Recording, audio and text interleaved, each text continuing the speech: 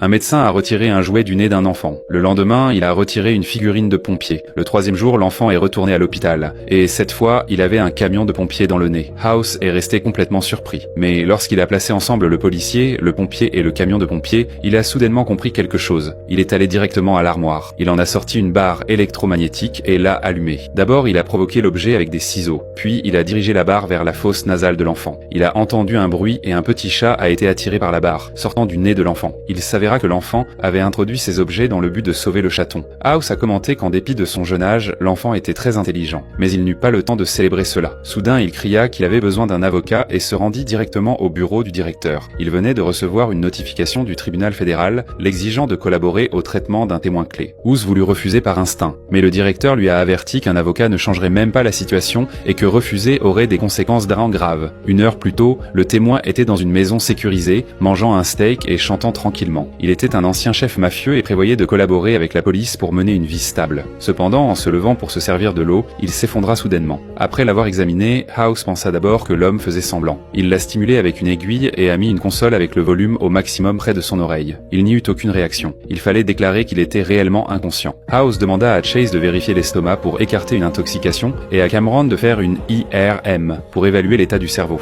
À ce moment-là, un homme s'approcha de House et se présenta comme l'avocat du patient. House essaya de partir, mais l'avocat entra avec lui dans l'ascenseur. Soudain, l'homme exigea qu'il sauve son frère. S'il ne le faisait pas, il menaça de ne pas suivre la procédure légale et de ruiner complètement House. Les résultats montrèrent un hématome sous-dural et pendant un moment, tout le monde pensa que cela causait le coma. Mais House remarqua qu'il ne s'agissait pas d'une blessure récente. Le dossier médical montrait que le patient avait subi un coup violent à la tête des années plus tôt. Une blessure aussi ancienne ne pouvait pas provoquer un effondrement soudain. Quelqu'un proposa une opération, mais à ce moment-là, l'homme se réveilla soudainement. Tout le monde resta stupéfait. Chase pensa qu'il pourrait être renvoyé chez lui, mais House insista sur le fait que la véritable cause n'avait pas encore été découverte. Quand House retourna dans la chambre, le patient n'était plus là. Les autorités judiciaires l'avaient emmené directement. House comprit immédiatement que quelqu'un avait filtré l'information. Il entra furieux dans le bureau du directeur et exigea des explications d'Edward pour avoir permis la sortie du patient. Le directeur répondit qu'il avait seulement remis le dossier au juge, mais House comprit que c'était une provocation. À ce moment-là, la radio sonna et House sourit en partant. Un peu plus tard, l'homme perdit de nouveau connaissance et fut transféré à l'hôpital. Les personnes chargées de le surveiller étaient en pleine de rage, car à peine 2 heures auparavant, on leur avait assuré que tout allait bien. Les analyses de sang indiquèrent une possible hépatite, mais House l'écarta. Ce diagnostic ne pouvait pas expliquer un évanouissement aussi soudain. Bien que les niveaux hormonaux soient perturbés et que le foie montre des dégâts, les données indiquaient qu'il ne s'agissait pas d'un problème chronique. Finalement, House décida de faire une biopsie hépatique. La véritable cause allait bientôt être révélée.